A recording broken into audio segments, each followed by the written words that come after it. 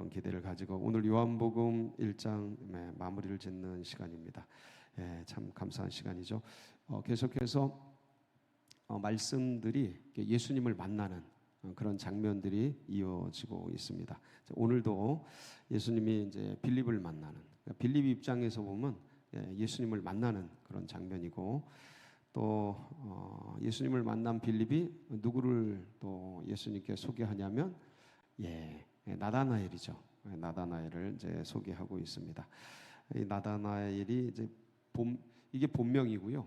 별명이 바돌로메입니다. 바돌로메. 12제자 중에 바돌로메가 있죠. 시몬이 베드로가 되죠.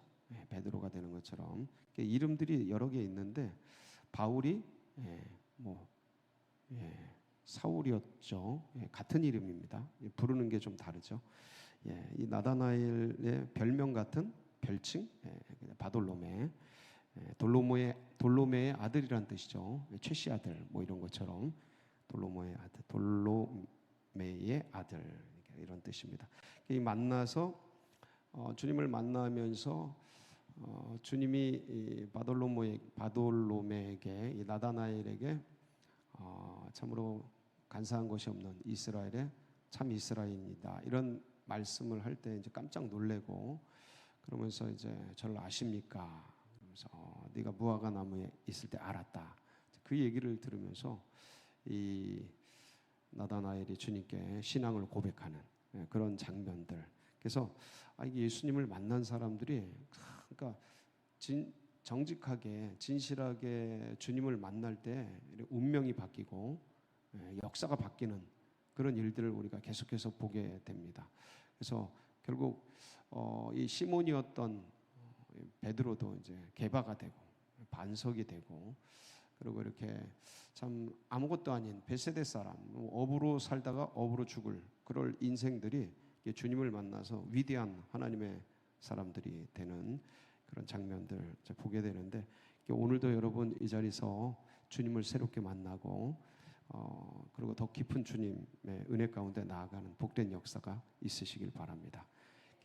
참 제가 좋아하는 카피 중에 하나가 뭐냐면 이 순간을 영원히라는 카피입니다. 이게 뭐냐면 이 순간에 영원히 담길 수는 없는데, 근데 이 순간이 주님과 연결되는, 영혼과 연결되는 그런 시간이 되어진다면, 이 잠시간의 인생이라는 게 영생을 담을 수 있다면 엄청난 축복이고 굉장한 기회고 놀라운 하나님의 배려, 사랑이지요. 그래서 이 순간이, 이 시간이 하나님의 시간이 되어지고 영혼의 시간이 되어지는 그런 축복의 시간이 되기를 축원합니다. 한번 말씀 같이 나눠볼까요? 43절 보면 예수님이 갈릴리에서 누구를 만나시죠? 한번 보시겠습니다. 시작. 이튿날 예수께서 갈릴리로 나가려 하시다가 빌립을 만나 이르시되 나를 따르라 하시니. 그 밑에 보면 빌립은 안드레와 베드로와 한 동네 베세다 사람이라. 이 베세다는 갈릴리 근방에서 어부로 이제 이렇게 생활을 하는, 보통 그렇게 생활을 하는 사람들입니다. 아마도 그러니까 이 빌립도 어부였을 거다, 이렇게 보고 이제 이 갈릴리 동네 사람입니다. 그러니까 사실은 이제 우리가 예수님을 만나는 걸 보면 보통 이제 지인들을 통해서, 잘 아는 분들의 소개를 통해서 이렇게 알게 됩니다. 친구나 아니면 부모님, 형제간, 이렇게 친척이나 잘 아는 사람들, 아주 낯선 모르는 사람들을 통해 갑자기 만나는 경우도 있지만, 그건 그렇게 많은 경우가 아니고 대부분의 경우는 이렇게 지인들을 통해서 알게 되죠. 그래서 안드레, 베드로 이런 사람들도 서로 연결을 해서 또 알게 되고, 그리고 이제 지나가다가 이제 빌립 같은 경우는 예수님을 이렇게 만나게 되는 축복을 얻게 되죠. 참 이렇게 해서 인생이 바뀌고 운명이 바뀌고, 이렇게 한평생 와서 이 세상이 전부인 줄 알고 이것이 인생인 줄 알고 잠깐 살다가 일생을 마감하는 그런 삶이 될 이게 인생들인데, 주님을 만나고 영원한 삶을, 영원한 생명을 누리는 복된 삶이 되는 게 참 기적 같습니다. 예, 이 빌립 같은 은혜를 입은 게 누굽니까? 우리들이죠. 예, 이런 은혜를 우리가 입게 되고 참 감사하고. 그러니까 이제 빌립이 이렇게 주님을 만나고 나서 너무 좋은 거죠. 감사한 거죠. 이 영생의 삶을 알게 되니까 너무 기쁘죠. 그러니까 이걸 누구한테 알리고 싶죠. 전하고 싶죠. 그래서 가장 친한 친구 중에 누굴 찾아갑니까? 45절 같이 봅니다. 시작. 빌립이 나다나엘을 찾아 이르되 모세가 율법에 기록하였고 여러 선지자가 기록한 그 일을 우리가 만났으니 요셉의 아들 나사렛 예수니라. 예, 모세가 율법에 기록한 그리고 선지자가 기록한 그분이 누구셔요? 메시아죠. 메시아. 그 신명기 말씀을 보면 18장 15절이죠. 신명기 말씀을 보면 모세가 직접 예언을 하죠. 같이 볼까요? 시작. 내 하나님 여호와께서 너희 가운데 내 형제 중에서 너를 위하여 나와 같은 선지자 하나를 일으키시리니 너희는 그의 말을 들을지니라. 예, 모세가 이게 하나님께 받은 말씀이죠. 하나님께 받은 말씀. 그래서 이것을 백성들에게 알려주는 겁니다. 나와 같은 선지자 한 사람을 이후에 세울 거다. 그 나와 같은 선지자가 누구냐면 그리스도죠. 메시아죠. 이것을 모세뿐만 아니라 오고 오는 수많은 선지자들이 다 예언을 하죠. 그래서 그날에 그분이 오실 거다 했던 그분을 우리가 만났다. 만났으니 요셉의 아들 나사렛 예수니라. 어떤 예수냐면 나사렛 예수예요. 나사렛에서 난 예수. 그런데 이제 나다나엘이 46절에 뭐라고 하냐면 같이 보시겠습니다. 시작.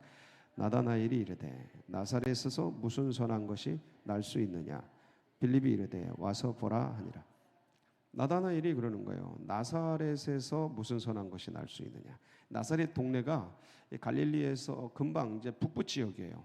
그러니까 이스라엘에서 보면 거기는 글쎄요, 저 평안도, 예, 저 위쪽 함경도 뭐 그런 지역이라 이렇게 좀 외따로 떨어진 그런 동네입니다. 그러니까 중심은 이 유대 중에서 예루살렘 이 근교고 먼 곳이에요. 거기는 좋은 인재들이 나거나 그러기가 힘든 곳이에요.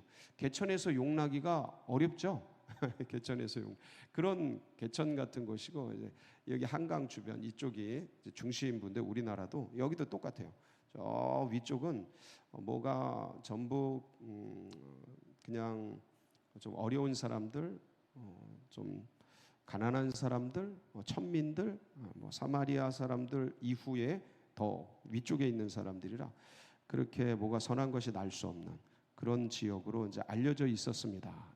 이때 그러니까 이제 나다나엘도 그 시대의 사람이잖아요. 그러니까 나사렛이라는 동네, 버려진 동네, 그리고 그쪽 지역은 전부 무장봉기, 열심당원들이라고 하죠.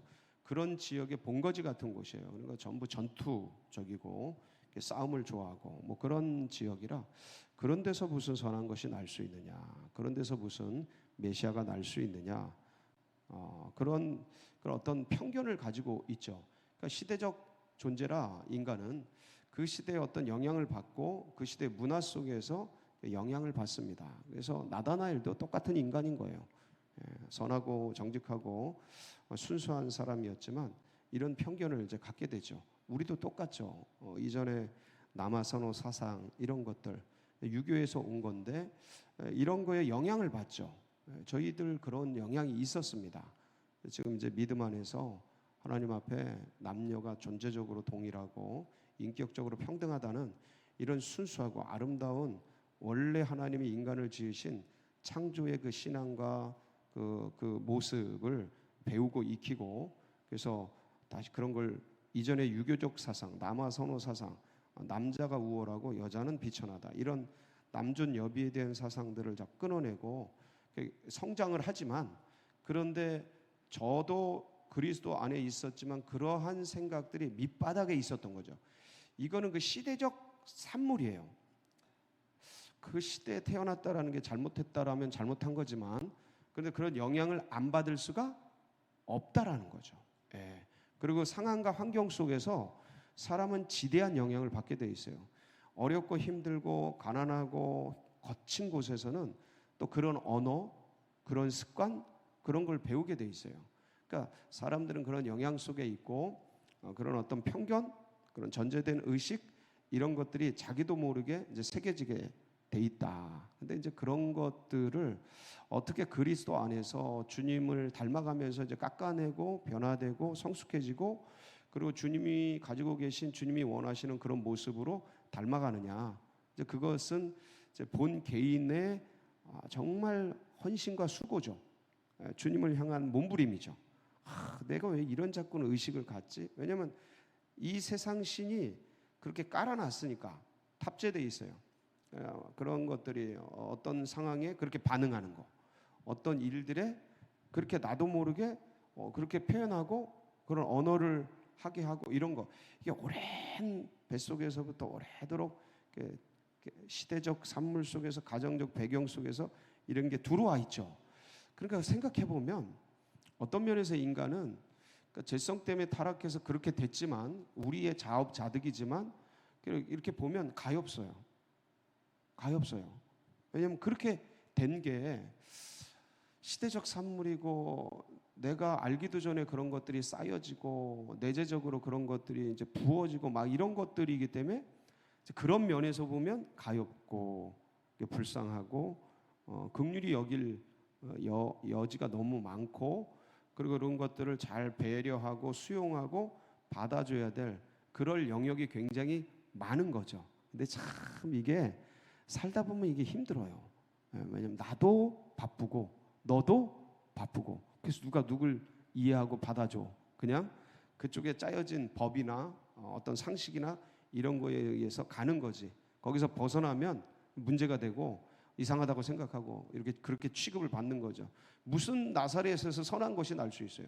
저 사람이 뭘 선하게 될 수 있겠어요? 저런 인간이 뭘 변할 수 있겠어요? 이게 우리의 의식이다. 그리고 그렇게 된 게 그걸 누구를 원망하고 수원수고할 수가 없는 거죠. 그런데 참 감사하게도 주님은 나사렛에서 선한 것이 나게 하는 그런 위대한 능력자셔요. 그러니까 우리는 통계적으로 또 체험적으로 수학적으로 확률적으로 나사렛에는 선한 것이 날 수 없다라는 전제된 시대적 산물의 의식을 이 세상 신이 깔아둔 그 어떤 것들을 가지고 가는 연약한 존재지만 근데 하나님은 아무것도 없는 죄로 허물로 죽어버린 인생들을 살게 할 수 있다. 나사렛에서 선한 것이 나게 할 수 있다. 뼈다귀로 가득한 에스겔 골짜기에서 생명을 일으킬 수 이게 하나님의 은혜입니다. 네. 이미 죽어있는 우리 속에 부활의 영을 부활시킬 수 있다. 이게 신비입니다. 하나님의 능력이에요. 놀라운 역사죠. 자, 근데 이제 개인적으로 보면 빌립이 이제 전도 차원에서 복음을 전달한다, 선교를 한다라는 입장에서 이 말씀을 보면 빌립이 내가 이제 그 선지자가 예언하고 모세가 예언한 그분 메시아를 내가 만났다. 그 나사렛 예수를 만났다. 이렇게 복음을 전했더니 말씀을 전했더니 나다나엘이 무슨 나사렛에서 선한 것이 날 수 있어? 이렇게 부정적으로 반응을 하고 야, 그거 헛소리 하지 마. 이렇게 반응이 나오면 복음을 전하고 선한 것을 전하고 좋은 것을 나누려고 하는 그 빌립 입장에서는 어때요? 마음이 어떻겠어요? 예? 우리 권사님이 저한테 복음을 전했어. 빌립이셔. 빌립이시고 나다나엘이야. 근데 복음을 전했어. 너나 믿어. 무슨 나사렛에서 내 주먹을 믿지. 이랬어요. 그럼 어때요? 마음이? 힘들죠. 마음이 확 상하죠. 그리고 꺾여요. 이게 나는 좋은 뜻에서 야 교회 가자.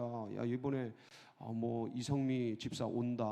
이번에 전도 세미나 너무 좋다. 이거 태신자 전도하는데 너무 좋. 야 같이 가자. 셀 리더가 집사님이 권사님이 장로님이 막 안내해서 이렇게 하는데 야, 시간 없어. 야, 너나 해. 아우, 야, 그거 해봤자 소용없어. 안 가. 무슨 나사렛에서 선한 것이 날 수 있다고. 안 해.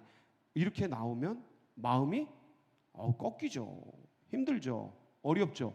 자, 근데 그때 야, 나사렛에서 왜 안 나? 그분이 나사렛 출신이셔. 막 그러면서 따지고 막 그래. 근데 잘 생각해 보세요.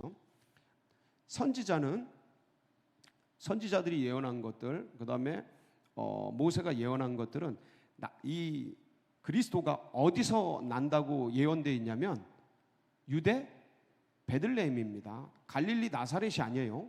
유대 베들레헴이에요. 그러니까 이런 말씀을 알고 있는 전제된 의식을 가지고 있는 나다나엘로서는 빌립의 말이 받아들여지겠어요? 안 받아들여지겠어요? 안 받아들여지죠. 왜냐하면 무슨 소리야?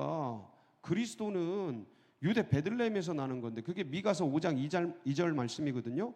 왜 동방박사들이 막 왔는데 막 유대의 왕으로 나시니가 어디 계시뇨? 그러니까 이 헤롯이 뒤집어져 가지고 박사들 불러가지고 성경 율법사들 불러가지고 어디서 나냐 그리스도가 그러니까 이 미가서 5장 2절을 말씀하잖아요. 유대 베들레헴입니다. 에브라다야. 그러면서 유대 베들레헴. 시작. 베들레헴 에브라다야, 너는 유다 족속 중 작을지라도 이스라엘을 다스릴 자가 내게로 나올 것이라. 그의 근본은 상고의 영혼에 있는. 이 임금이 여기서 나옵니다라고 알려주지 않습니까? 그러니까 기본적으로 이때 당시의 사람들은 이걸 알고 있었어요. 그러니까 이 나다나엘도 그걸 알고 있는데 빌립이 이런 얘기를 하니까 안 믿는 게 자연스럽죠. 그런데 거기다 논쟁을 하고 무슨 소리야? 나사렛 출신이죠. 능력까지. 야, 이거 네가 잘못 알고 있는 거야? 내가 잘못 알는 거야? 논쟁하고 따지고 막 그러면 됩니까? 안 됩니까? 안 돼요. 이게요, 이거를 전도 복음적 입장에서, 선교 신학적 입장에서 보면 사람들이 복음을 전하는 당사자들은 세상 신이 이미 깔아놓은 견고한 진 속에 딱 놓여 있는 거예요. 이 세상이 깔아놓은 고린도후서 10장 4절 5절 거기 말씀 보면 세상의 신이 시작. 우리의 싸우는 무기는 육신에 속한 것이 아니요 오직 어떤 견고한 진도 무너뜨리는 하나님의 능력이라. 모든 이들을 무너뜨리며 하나님 아는 것을 대적하여 높아진 것을 다 무너뜨리고 모든 생각을 사로잡아 그리스도에게 복종하니. 4절 보면 여기 그 견고한 진, 그리고 모든 이론, 그 시대의 어떤 산물로 견고하게 된 그런 것들을 인간의 언어와 설득으로 되는 게 아닙니다. 다른 반대 논리가 계속 나와요. 그러니까 싸움이 되고 논쟁이 돼버리면 전도가 돼요, 안 돼요? 끝난 거예요. 끝난 거예요. 그래서 고린도후서 그 4장 말씀도 4장 거기 보면 4장 3절 4절에도 보면 만일 우리의 복음이 가리었으면 망하는 자들에게 가리어진 것이라. 그렇죠? 이 세상 신이 그 눈을 가리어서 못 듣게 만드는 거거든요. 그래서 이런 거를 그냥 논리적으로, 논쟁적으로, 설득적으로 말로 막 하면 그게 되죠.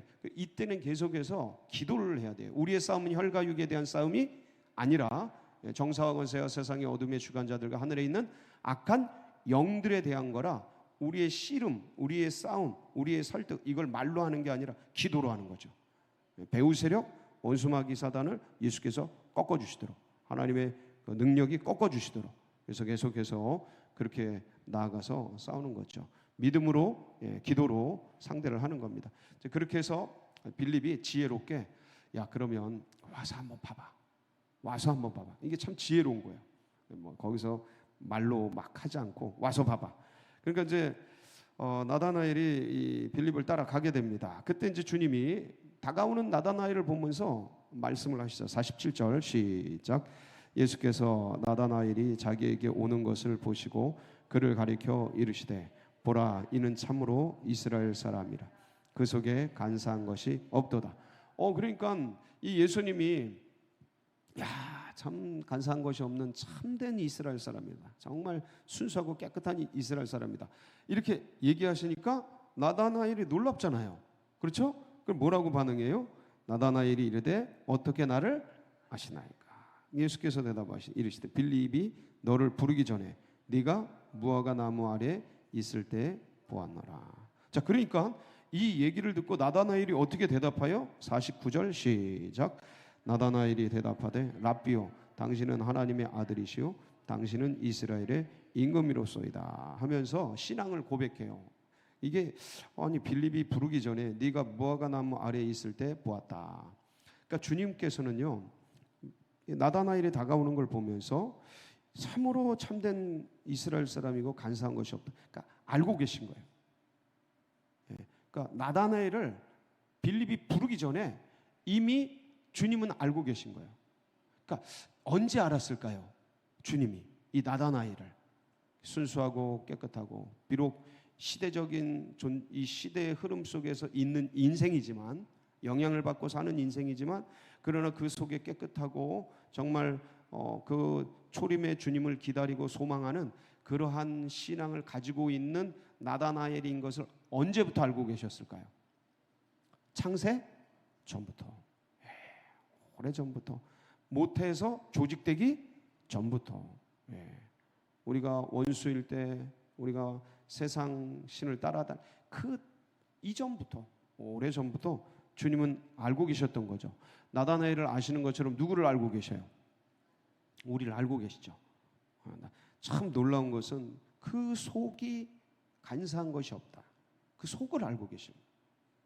우리의 처지와 형편과 상황을 알고 계시는 거죠. 우리가 어떤 마음을 가지고 있는지, 어떤 심령인지, 그 눈물을 아시고 그 기도를 아시고. 아멘. 네, 정말 감사한 일이 아닐 수가 없습니다. 그러니까 이런 것 때문에 주님을 향한 소망이 있는 거죠. 자, 여기서요, 빌립이 너를 부르기 전에 네가 무화과 나무 아래에 있을 때 보았노라. 이게 무슨 말이길래 이런 신앙 고백을 할까? 이게 어떤 거냐면, 여러분, 이스라엘의 상징을 하는 게 몇 가지가 있는데 그 중에 하나가 포도나무와 무화과 나무입니다. 그래서 이 포도나무, 무화과 나무 아래에 있다라는 것은 이스라엘의 번영을 뜻하는 거예요. 그래서 열왕기상 4장 25절에 보면 이런 말씀이 있어요. 시작. 솔로몬이 사는 동안에 유다와 이스라엘이 단에서부터 브엘세바에 이르기까지 각기 포도나무 아래와 무화과 나무 아래에서 평안히 살았더라. 그러니까 이 무화과 나무 아래에서, 포도나무보다 무화과 나무가 더 풍성하거든요. 그 무화과 나무에서 살았다라는 것은 이스라엘의 번영과 풍요를 얘기를 해요. 근데 우리 시대, 우리가 어릴 때만 해도 마을마다 이렇게 큰 나무들이 있었습니다. 그 나무 아래에 이렇게 정자나 아니면 이렇게 평상 같은 게 있었습니다. 그래서 심심하면 나오셔서 어르신들이 이런 더위를 피하고, 저기 괜찮아요? 보여주세요. 이렇게 사진을 보여주면 이렇게 나무 아래 앉아서 쉬거나 그렇게 뭐 부채질을 하시거나 그런 모습들을 흔히 봤을 겁니다. 그러니까 이스라엘의 전통 중에 하나가 무화과 나무 아래에서 율법을 묵상하고, 그리고 거기서 기도하거나 거기서 묵상하거나 이런 것들을 통해서 자기의 신앙을 성숙시키고, 그리고 이렇게 하는 것들이 유대인들의 오래된 관습이에요.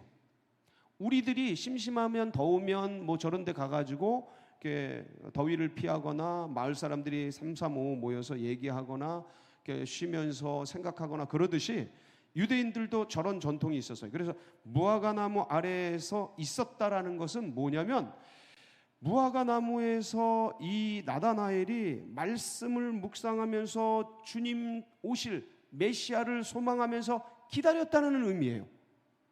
그러니까 그러고 있었던 너를 내가 알고 있었다라는 거죠. 이게 무슨 말씀이에요? 너가 하나님을 바라보며 이 어려운 시대에, 이 힘든 시대에 그 순수한 신앙을 지키고, 바리새화되고 율법화되고 이 시대의 그 쓰나미 같은 물결 속에 종교도요, 신앙도요, 그 시대의 산물처럼 쓸려갑니다. 이 성장주의 기독교 신학, 그러니까 예수 그리스도를 향하기보다 그냥 어떤 성장을 향해 가는 이 시대적 이 21세기 기독교 이 신학 같은 이런 조류 가운데 우리도 모르게 막 휩쓸려가요. 유대교가 그랬고 천주교가 그랬어요. 지금 기독교, 개신교가 그러고 있는데 이거에 물결에 휩쓸려가는데, 그 중에 나다나엘은 자기의 신앙을 지키면서 무화과 나무 아래서 주님 오실 것을 기다리면서 소망하면서 했던 그 헌신과 수고와 땀과 눈물과 기도와 그런 마음을 가지고서 그런 영혼들을 양육하고 보호하고 복음을 나누기 위해서 애쓰고 힘썼던 그런 것들을 주님이 알고 계셨다는 거죠. 이거에 뒤집어진 거예요. 빌립이 이거에 뒤집어진 거예요. 여러분, 사람이 어떻게 뒤집어집니까? 주님이 내 눈물과 내 기도와 내 헌신과 이 어려운 이 시대가 얼마나 힘들어요. 이 상황 속에서 순수한 믿음을 지키고, 주님을 향해 몸부림치는 그것을 주님이 알고 계시구나 할 때 내가 눈물이 나고 내 속에서 놀라운 영의 역사들이 지경이 넓어지는 것 아니겠습니까? 주님이 우리를 기억하시고 우리를 알고 계시고 우리를 지금도 바라보고 계시다는 이 사실을 품고 오늘도 승리하는 복된 날이 되시길 축복합니다. 같이 기도하시겠습니다. 참 감사하죠. 주님이 우리를 아시고 우리를 기억하시고 우리가 어디 있는 것을 보고 계시니까 우리 또 연약한 환우들 또 고난받는 분들 연로하신 우리 어르신들 성도님들 위해서 또 둔촌동 시대가 활짝 열리도록 우리 선교사님들 다음 세대들 주여 우리 부르짖고 기도하며 나가도록 하겠습니다. 부르짖습니다. 주여 주여 주여 할렐루야.